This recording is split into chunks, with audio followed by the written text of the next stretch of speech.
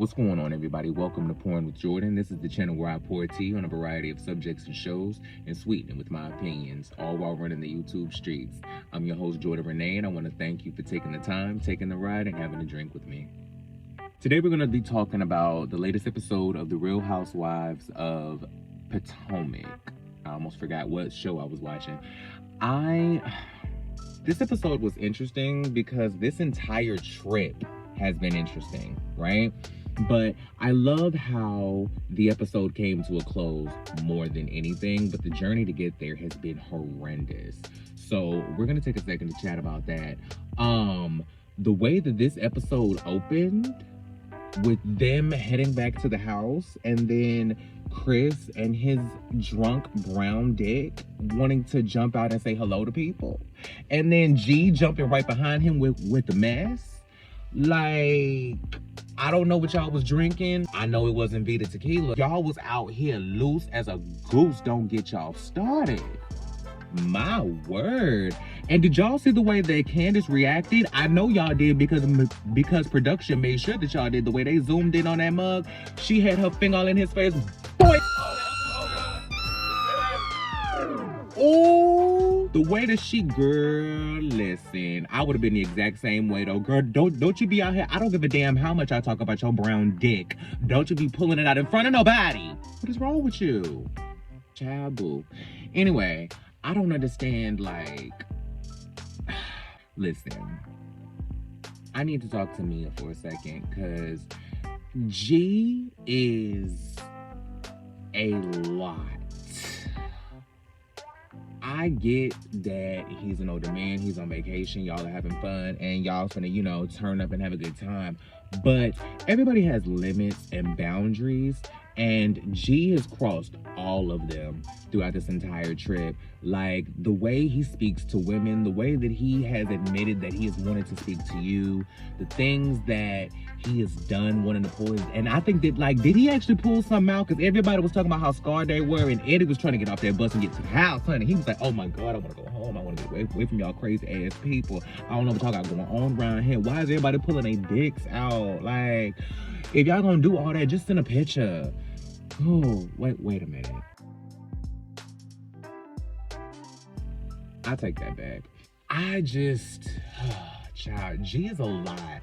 Like, and you want to like him because I don't think he's like going above and beyond, but like him drinking, he always ends up just doing too much. Like, whatever the definition of doing too much is, G is always doing too much. And then it gets to a point to where when he comes on camera and he starts talking, it's all of a sudden you just instantly have this just like, ugh. Like, I'm starting to get repulsed by G. G is starting to really creep me out. He's really starting to get on my nerves. And what sealed the deal on his creepiness for me was the way that he was talking to Ashley up in that bus. Why are you talking to a woman like that? Mind you, I am not one who follows any traditional gender roles, right? I'm not the one to say that, that a woman can't handle being spoken to like that, because I know that Ashley can lash back at him just as well, if not better, than anything that G can put down. The fact of the matter is, this group is a group that follows traditional gender roles. So in this group, this would be a question that would be asked. I'm pretty sure this is going to be asked either on the next episode or at the reunion. Somebody is going to be like, why would you be speaking to a woman like that? That is so out of character. People are already talking about how he was saying that he wanted to tell Mia to shut the fuck up. Mia, you let him run a little too wild, sis. And I'm not telling you to keep a leash on your man and like control your dude or whatever. But you need to be able to rein him in. Like, as his partner, there needs to be some sort of communication that y'all have where it's like, okay, you're giving a bit much, right? I'm not trying to tell you who to be or how to live or how to rock, but you're giving a bit much. And there are things that you're doing that can make people uncomfortable, okay? Dude, you're a lot, bro.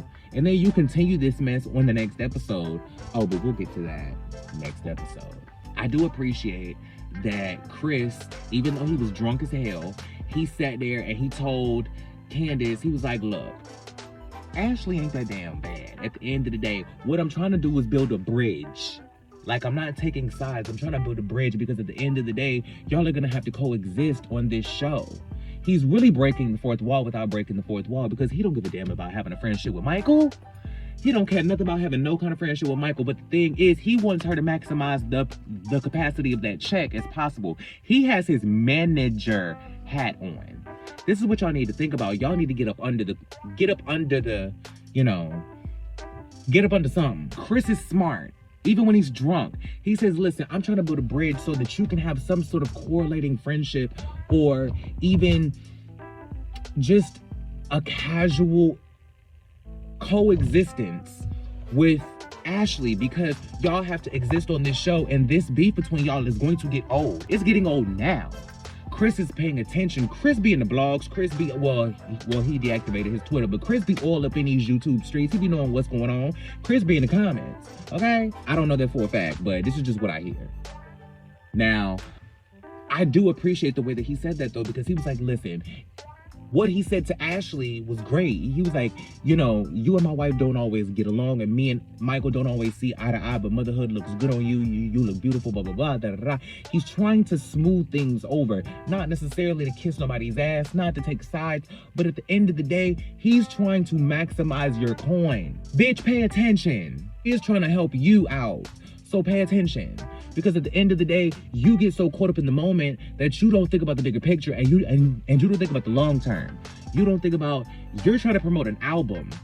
So you want to be in as good a standing with the audience as possible. You want to minimize your haters as much as possible this season because you're putting out an album. You want everybody to love you. This should be Candace's comeback season because she's gonna drive back right back into everybody's heart. Like, girl, get with it. Like, girl, you need to get in the car, drive back into the people's minds, and you need to maximize the benefits of this opportunity. Clock the references. Children, Candace is so stubborn.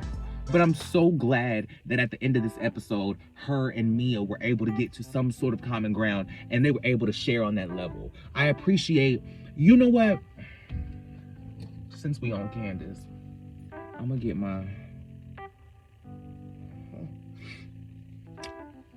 I can appreciate that Candace was open enough to receive the information about Mia and truly have enough accountability within herself to truly apologize, because I believed her. I also appreciate that she was willing to take that moment and truly apologize, as well as open up about why she reacted in the way that she does, because now we got to understand you. Now you make sense, right? Now it's all coming to a head. So I am proud of Candace in this moment. I'm proud of Mia in this moment, even though the conversation started with her being messy as hell, but we'll get back to that in just a second. I want to take a time to give them their kudos on being woman enough to just have the conversation. This is we need this at the end of the episode when y'all have the fight. Like, we need y'all to get to this a lot faster because we get tired of y'all dragging up these penny ass fights for 2-3 episodes, 3 and 4 days, and we know y'all husbands are tired of that bullshit. They gotta listen to you argue about that in front of them, and they barely get to eat, honey. We hear the husbands complaining about not being able to eat all the time because y'all bitching and moaning and then storming out. Like, I'm glad that y'all were able to be grown ass women and just handle that, because that was an opportunity to grow and y'all took it. That is what sisterhood is all about. That is what this reality show is all about. Like, that is what real friendship is about. Now, are y'all gonna actually be friends and, have a real sustainable actual friendship outside of the show? Who knows? But that was a real big step. Those were some big girl panties y'all put on. Bravo, ladies. Bravo. Bravo, bravo, fucking bravo. Now, I want to get to Giselle and Robin leaving this house and going to a hotel before I close this up, because I really didn't have much to say about this episode. They ain't give me too much. Robin and Giselle get back to the house and they head to a hotel. I have a couple of questions, because I need to know what somebody said at the end of the episode, that y'all knew that we were leaving, blah, blah, blah, blah, blah. Like, everybody knew that they were leaving. So I'm assuming that this was in group text and, you know, whatever, blah, blah, blah, because I think that's what they were referencing in the episode, right? So I'm trying to figure out, when was this group's text sent? When was it established? Was it sent before y'all left? What was it sent after y'all left? Did y'all just get back to the house, everybody think everything was cool, and then y'all just decided to up and leave like a thief in the night? And just, you know, text them on the way and be like, well, I guess we should. This was Robin being reasonable and Giselle probably being shady and being like, well, I'm gonna send a text to the group and be like, well, at least we're on the way, and let them know that we left, so nobody, you know, was worried about us. Giselle wanted to be petty and messy and is talking about, why did nobody reach out to us? Why didn't nobody send a text, blah, blah, blah, blah, blah. Karen was right to light your ass up and be like, girl, y'all send a text to the group saying y'all was going to the hotel. We knew you was fine, girl, shut up. Because breaking the fourth wall, y'all got a whole production team to make sure that y'all are with you. Y'all probably had a cameraman with you. Y'all probably had a sound man with you. Y'all probably had somebody from production driving you to the hotel. So let's not act like y'all had to hitchhike to damn civilization. Grow up, Giselle. At the end of the day, Robin probably sent that text and was like, hey, we left the house, we needed to go to a hotel. And I understood Robin's reasoning with the bathroom. Now, was she dramatic on the boat and was like, with these men pissing on the floor and da-da-da-da-da? Now, was she being dramatic about it? Probably. But this is at the moment where she's probably talked about it 3 and 4 times, or she's explained this story a couple times. So she's probably be like, girl, I'm over it. But I understood her reasoning. Like, on top of Giselle actually having a broken foot and not being able to get up and down the stairs properly without fucking up her goddamn leg to use the bathroom and shower and stuff, they didn't want to be walking around in towels and stuff in front of men that they really don't know like that. Like, they just met Eddie last year. They don't know G at all. Do you know what I'm saying? And even though they've known, like, Chris and them all, you know, for years or whatever, they don't know them like that. And it's still like, you don't, like, these are other women's husbands. You don't want to be walking around like that, blah, blah, blah, blah, blah, blah. This is what these women are thinking. So I can understand that mentality of being like, that's uncomfortable for me as a woman to be walking around. I can't get to a shower. I got to use the bathroom, blah, blah, blah, blah, blah. I'm sharing the same bathroom with men, da, da, da. Like, I get all of that, all of those concerns. My main thing that would have made me go and get a hotel was the Giselle thing about her having a boot. And why is there somebody in a boot on, like, almost every single season of Housewives? Like, it seems like at some point throughout the season, everybody got a boot on, whether it's Sutton in Beverly Hills, this woman in Potomac. I think somebody in Salt Lake had a boot on at some point, or is going to. I don't know. But child, a mess. Somebody always tearing up their ankle doing something. Y'all need to figure out how to walk in these heels, child.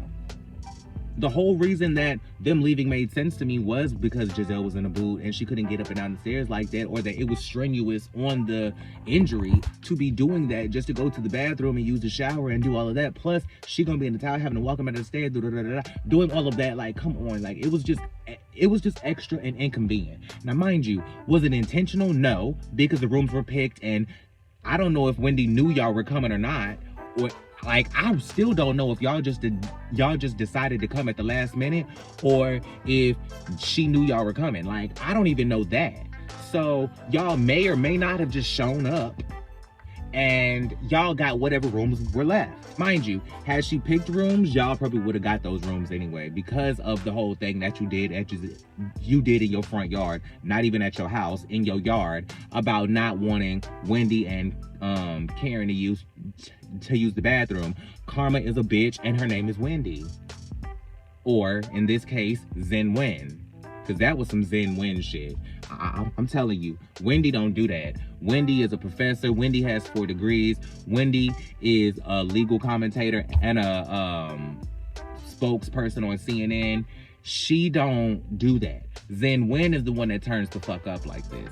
Zen Wen is the one that plans some messy shit like that. So I believe that whether y'all knew that Giselle and Robin were coming or not, whether Wendy knew that they were coming or not, I feel like they would have gotten those rooms regardless. So, and she said, and to my point, she did say that the rooms and stuff, or that the house and stuff was booked before anything happened to Giselle's toe, right? So y'all would have gotten those rooms regardless, because Wendy is a bitch that'll carry that shit and be like, well, since you want to sit here and not let me use your bathroom, well, then when you come on my trip, you and your luggage is gonna have to track up and down the stairs to use the bathroom. How's that? She gonna put that on one of her 4 degrees, watch. But that's all I got. This episode of Real Housewives of Potomac was all right. Like, it really didn't give me much, but I thought I could squeeze a little content out of it. Let me know if y'all like shorter or longer videos. So like, share, and subscribe. Do all of those things. Make sure you catch me on Hot Messy Topics Monday through Friday on Up and Adam's channel with Down with Jason and sometimes Kimpire. Make sure you follow Judgy Justice. Make sure you keep commenting, because I love the engagement with you guys. That's something that really means a lot to you. I appreciate every single one of you guys who subscribe to me. Thank you so much. It really makes me blush, and I drop a thug tear every time I get a new subscriber. But what really makes me love doing this is the engagement that I get with you guys in the comments. You guys really will comment on a video, and I really appreciate that. I have real conversations with you guys in the comments, and I feel like I'm getting to know the people who are subscribed to my channel. So I want to thank everybody who I talk to in the comments on a regular basis. I feel like we're in like a text thread together or something. So I appreciate you all. Make sure you stay in them comments, stay on them likes, like the video, share it to your friends, subscribe to the channel, hit the notification bell so you know every time I drop a video, because I don't have a consistent drop rate. Sometimes I just get through with the video and drop it. The only real video that I schedule is Music Monday, and that's always gonna come out on Monday. So anyway, thank you guys for being here. I appreciate you, and I'll holler at y'all next time. Peace. Oh, darling. Jesus.